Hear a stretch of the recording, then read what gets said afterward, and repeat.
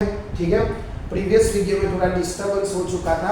अब ये तो आपको समझ में आ गया पूरा विस्कोसिटी क्या है, रेजिस्टिविटी कम, विस्कोसिटी कम, वेलोसिटी ज्यादा। अब ये जो मैंने ग्राफ थ्रू समझाया था प्रीवियस पार्ट में कि ये जो जैसे जैसे पाइप से आप ऊपर के लेयर के समझ जाओगे तो उसकी वेलोसिटी बढ़ती जाएगी। ठीक है, तो उसके बारे में थोड़ा डिस्कस कर लेते हैं कि वो क्या है। उसको मैं बोलूँगा वेलोसिटी ग्रेडियंट। वेलोसिटी ग्रेडियंट क्या होता है देख लीजिए। वेलोसिटी ग्रेडियंट मतलब ग्रेडियंट यानी चेंज। क्या होता है दोस्तों? ग्रेडियंट यानी चेंज वो विस्कोसिटी के साथ ही रिलेटेड है, इसलिए इस टॉपिक के साथ ही आएगा। क्या आएगा? Velocity gradient. वेलोसिटी ग्रेडियंट वो क्या होता है भाई? Directly proportional to du by dy। क्या होता है? Directly proportional to du by dy। Gradient क्या है? It is the rate of change of the velocity. It is the rate of change. It is the rate of change in velocity. Velocity it is the rate of change of the velocity with respect to distance, with respect to distance। यानी आप जैसे जैसे distance पे difference आएगा वैसे वैसे velocity में changes आएगा। ग्रेडियंट यानी उसको मैं वेलोसिटी वेरिएबल भी बोल सकता हूँ, रेशियो भी बोल सकता हूँ। ठीक है, तो ऐसे अलग अलग लैंग्वेज में वो क्या आ सकता है। दूसरा ratio of the change in velocity भी बोल सकता हूँ। उसका यूनिट क्या होता है? वेलोसिटी ग्रेडियंट का यूनिट होता है du। u यानी वेलोसिटी, तो वेलोसिटी का यूनिट मैंने यहाँ लिखा था मीटर पर सेकंड। ठीक है, और नीचे ऑलरेडी मीटर है तो मीटर मीटर कट, तो आपका वेलोसिटी का ग्रेडियंट होगा 1 सेकंड। तो ये सिंपल सा मैंने पूरा टॉपिक समझाया था क्यों ऐसा होता है, क्योंकि फ्रिक्शन की वजह से। ठीक है, कि जो लेयर सरफेस से पास होती है ना, सरफेस से पास होती है, उसका जो वेलोसिटी है वो कैसा होगा? कम होगा, क्योंकि फ्रिक्शन ज़्यादा होगा। जैसे जैसे आप ऊपर जाओगे वैसे वैसे आपकी वेलोसिटी बढ़ जाएगी। समझ में आया है? वेलोसिटी ग्रेडियंट क्या है, विस्कोसिटी क्या है। अब टाइटल मारो न्यूटन्स लॉ ऑफ विस्कोसिटी।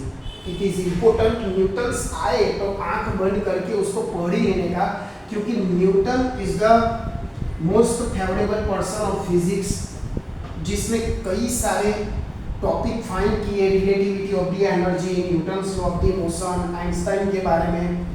ठीक है, आपने 8, 9, 10 में पढ़ा ही होगा। तो Newton's law of the viscosity, title मारो न्यूटन्स लॉ ऑफ विस्कोसिटी। इस लेक्चर में हमने काइनेमेटिक विस्कोसिटी, डायनेमिक मतलब विस्कोसिटी का पूरा टॉपिक कवर कर देना है। Newton's law of viscosity. ठीक है, अब विस्कोसिटी ऑलरेडी मैंने समझा रखा है कि विस्कोसिटी क्या है। क्या है विस्कोसिटी भाई? अगर नहीं पता है तो मेरा प्रीवियस वीडियो देख लो कि विस्कोसिटी क्या है। It is the resistance of the fluid to motion, मतलब फ्लूइड को मोशन की जगह रेजिस्ट करने वाला एक फोर्स है। ठीक है, चलो तो न्यूटन्स लॉ ऑफ विस्कोसिटी हम समझते हैं कि वो क्या है। अब देखो, उसको मैं बोलूंगा ऑलरेडी शियर स्ट्रेस। क्या बोलूंगा? Shear stress. Shear stress. Stress क्या होता है? One type of the pressure. आपने सुना होगा कि what type of the pressure. ठीक है, इसको मैं बोलूंगा टाउ। क्या बोलूंगा? टाउ। और it is the related with velocity gradient, जो अभी हमने समझाया प्रीवियस लेक्चर में। तो पहले टाइटल मान लो न्यूटन्स लॉ ऑफ विस्कोसिटी। अब देखो यहाँ, what is the Newton's law of the viscosity? It is the denoted by the tau. अब tau directly proportional to du by dy। du by dy क्या है भाई? Velocity gradient. अभी हमने just पढ़ा वेलोसिटी ग्रेडियंट, इसीलिए मुझे ग्रेडियंट पढ़ाना जरूरी था, क्योंकि it is the related with viscosity. Velocity gradient क्या है? डिस्टेंस बढ़ेगा वैसे आपकी वेलोसिटी भी बढ़ेगी। फ्लो की बात कर रहा हूँ, जब flow is in the motion in pipe. चल, टाउ क्या है? Newton's law of the viscosity का एक सिंबॉलिक रिप्रेजेंटेशन है। अब ये आपको पता है कि ये प्रोपोर्शनलिटी दूर करने के लिए मुझे क्या रखना पड़ेगा? कोई कांस्टेंट रखना पड़ेगा। ठीक है, तो मैं इसको ऐसा लिख सकता हूँ टाउ इज इक्वल टू कोई कांस्टेंट है, ठीक है, या कोएफिशिएंट है जिसका भी नाम नहीं दे रहा हूँ du बाई dy, ठीक है, ऐसा दे सकता हूँ। अब इसको मैं ऑब्जेक्ट बनाऊं कांस्टेंट इज इक्वल टू क्या होगा tau upon du by dy, क्या हम लिख सकते हैं ऐसा? बोलो रेडी स्टूडेंट्स, एक बार देख लो मैंने क्या किया, न्यूटन्स ऑफ द विस्कोसिटी इसको टाउ के थ्रू रिप्रेजेंट करते हैं, जो one type of the shear stress है। शियर स्ट्रेस क्या, अभी मैंने लेयर का समझाया, शियर यानी एक दूसरे के ऊपर से अपोजिट मोशन कराना, शियर यानी घर्षण कराना, ठीक है। तो tau directly proportional to the velocity gradient, velocity gradient क्या है वो भी मैंने ऑलरेडी आपको डिस्कस कर चुका हूँ, ठीक है। और यहाँ एक गलती हो कांस्टेंट, ठीक है, तो यहाँ आपका कांस्टेंट लिखेगा, कांस्टेंट को, अब ये जो कांस्टेंट है ना वो क्या है, कोएफिशिएंट ऑफ डायनेमिक विस्कोसिटी। अगर आप पूछे कि what is the dynamic viscosity, वो भी एक इंपॉर्टेंट है। विस्कोसिटी दो प्रकार की होती है, डायनेमिक और काइनेमेटिक। ये डायनेमिक हो गया, काइनेमेटिक नेक्स्ट हो गया। तो this is the coefficient of dynamic viscosity, coefficient of dynamic viscosity, और ओनली और डायनेमिक विस्कोसिटी भी बोल सकता हूँ, और डायनेमिक विस्कोसिटी भी बोल सकता हूँ, ठीक है।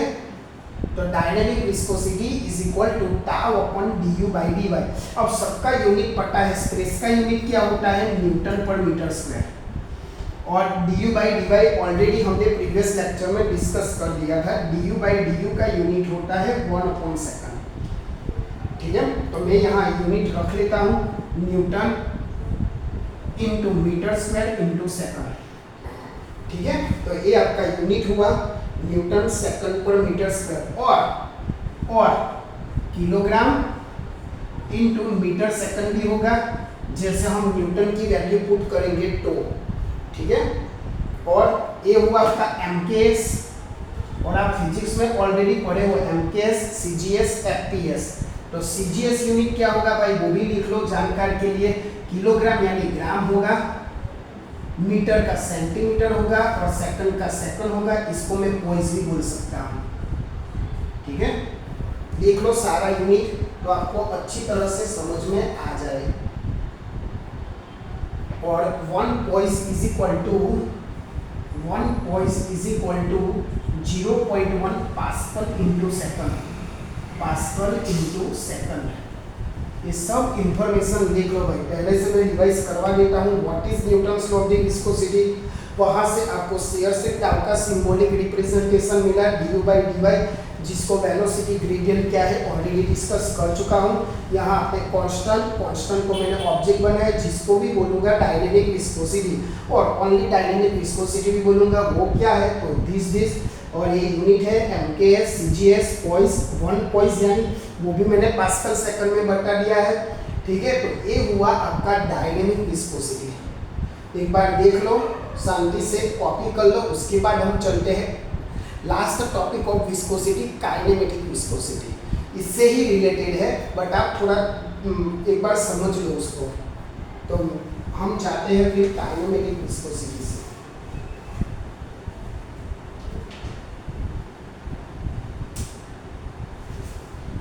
चलो, तो आई होप आपने लिख लिया होगा। अब जाते हैं हम, टाइटल मारो काइनेमेटिक विस्कोसिटी।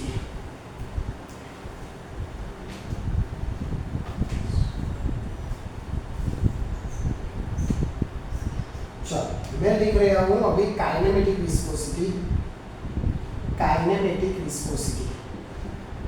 अब हालांकि पहले पार्ट 1 में मैंने मैकेनिक्स के टाइप बताया, तो उसमें डायनेमिक्स, काइनेमेटिक्स क्या है ऑलरेडी हमने डिस्कस कर चुका हूँ। बट ये है आपका काइनेमेटिक विस्कोसिटी। काइनेमिक विस्कोसिटी यानी आप ऐसे, उसका सिंबल हर एक बुक में कैसा होता है, अलग अलग होता है। तो ऐसा नहीं कि आप एक कर लो उसका, उसको हम म्यू से भी इंडिकेट करेंगे अभी, ठीक है। तो काइनेमेटिक विस्कोसिटी क्या है, kinematic viscosity mu is equal to dynamic viscosity, dynamic viscosity upon density, upon density. तो उसकी डेफिनेशन आप फॉर्मूला से ही बना रो, फॉर्मूला से भी बना सकते हो कि it is the ratio of dynamic viscosity. Dynamic viscosity क्या है भाई? डायनेमिक विस्कोसिटी अभी हमने पढ़ा कि ऊपर होगा आपका टाउ जो शियर स्ट्रेस होता है upon velocity gradient. Shear stress upon velocity gradient it is called the dynamic viscosity. और जो काइनेमेटिक विस्कोसिटी है it is the ratio of dynamic viscosity upon आपकी डेंसिटी। ठीक है, समझ में आया आपको? अब इसका यूनिट भी हम लोग बना सकते हैं। अभी डायनेमिक विस्को नहीं याद है तो मैं यहाँ फिर से लिख देता हूँ। डायनेमिक विस्कोसिटी यानी टाउ लिखा था हमने, du/dy लिखा था, तो उसका यूनिट न्यूटन पर मीटर स्क्वायर इंटू सेकंड ये भी होगा। दूसरा kilogram into metre into second, ये दोनों यूनिट लिखेंगे। ठीक है, तो यहाँ आप उसका यूनिट बना सकते हो उसमें वैल्यू पुट करके। क्या बन रहा है लास्ट में आपका मीटर स्क्वायर इंटू सेकंड, ये यूनिट आपका लास्ट में बनेगा अगर आप सिंप्लीफिकेशन करते हो तो। और ये है आपका कौन सा? MKS। और CGS बना तो सेंटीमीटर स्क्वायर अपॉन सेकंड। ठीक है, ये आपका CGS। और उसको मैं बोलूँगा वन स्ट्रोक। उसमें पोइज आएगा, किसमें पोइज आएगा? डायनेमिक विस्कोसिटी में पोइज आएगा, जो हमने अभी डिस्कस किया। याद रखना, स्ट्रोक यानी ये वाला। तो वन स्ट्रोक यानी वन स्ट्रोक, ये भी लिख लेना, वन स्ट्रोक यानी 10⁻⁴ सेंटीमीटर स्क्वायर पर सेकंड। तो ये छोटी छोटी बातें मैंने बहुत सारी आज बताई गई कि काइनेमेटिक विस्कोसिटी क्या है, डायनेमिक विस्कोसिटी क्या है, CGS यूनिट में क्या होता है, पोइस क्या होता है, पास्कल सेकंड क्या होता है, स्ट्रोक क्या होता है। ठीक है, तो विस्कोसिटी बहुत बड़ा टॉपिक है जिसमें हमने सारा कवर कर लिया है। विस्कोसिटी तो पहले विस्कोसिटी, उसके बाद Newton's law of the viscosity, उसके बाद वेलोसिटी ग्रेडियंट, उसके बाद काइनेमेटिक विस्कोसिटी, डायनेमिक विस्कोसिटी। तो एक पूरा विस्कोसिटी का जो टॉपिक है वो मैंने कवर कर चुका हूँ। अब अगले लेक्चर में हम सरफेस टेंशन, अगले लेक्चर में सारा जो न्यूमेरिकल्स के सिवा सारा जो थियोरी का पार्ट है वो खत्म हो जाएगा। उसके बाद इस चैप्टर के न्यूमेरिकल्स तो हम साथ में कर ही रहे थे, बट ये जो विस्कोसिटी वाला न्यूमेरिकल्स है और जो बाकी के सरफेस टेंशन है, बाकी के जो स्पेसिफिक प्रेशर वॉल्यूम, उसके एग्जाम्पल हम कर लेंगे। यानी 2 लेक्चर में ये चैप्टर अभी खत्म हो जाएगा। एक लेक्चर में सारा एक रिवाइज करवा दूंगा प्रॉपर्टीज का, और दूसरे लेक्चर में इस प्रॉपर्टी जो बाकी 4 प्रॉपर्टी अभी बाकी है वो समझाने के बाद उसके एग्जाम्पल। तो आज ये जो इम्पोर्टेंट इंफॉर्मेशन थी, प्लीज़ आप अपनी कॉपी में 2-3 बार पढ़िए, लिखिए और अपने फ्रेंड्स को भी पहुँचाइए। जो FMHM क्या है, थर्मोडायनेमिक क्या है, तो उसको पहुँचाए तो इजी लैंग्वेज में क्या उनको पता चल जाएगा।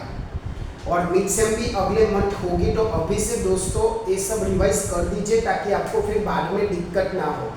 और अपने फ्रेंड्स को भी बचाइए। अच्छा लगे तो सब्सक्राइब कीजिए, चैनल को आगे बढ़ाइए। कुछ भी दिक्कत हो कमेंट कर सकते हो, नंबर्स भी दिए गए हैं। बस आप पढ़ो और अपनी कॉपी में एक बार पढ़ने से, एक बार कॉपी करने से आपको नहीं आएगा। आपको 2-3 बार उसकी सारी प्रॉपर्टीज के फॉर्मूला याद करने होंगे, और जो मैंने एग्जाम्पल करवाए वो 2-3 बार प्रैक्टिस कर लेना, तो आपका पूरा क्लियर हो जाएगा।